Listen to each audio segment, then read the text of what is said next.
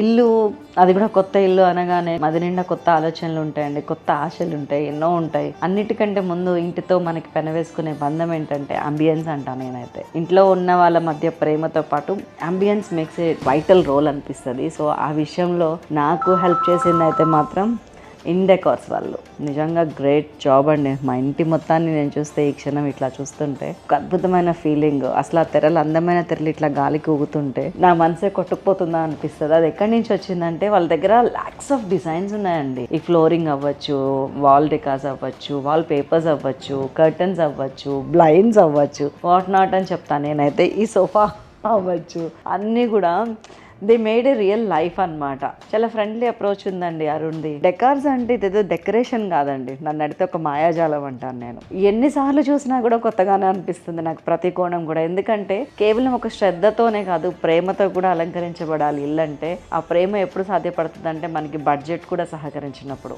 అన్ని విషయాల్లో కూడా కోఆపరేట్ చేసి నా ఇంటిని ఇంత అందంగా ఇంటీరియర్స్తో డెకరేట్ చేసిన ఇన్ డెకార్స్ వారికి నిజంగా కృతజ్ఞతలు. Thank you so much Arun.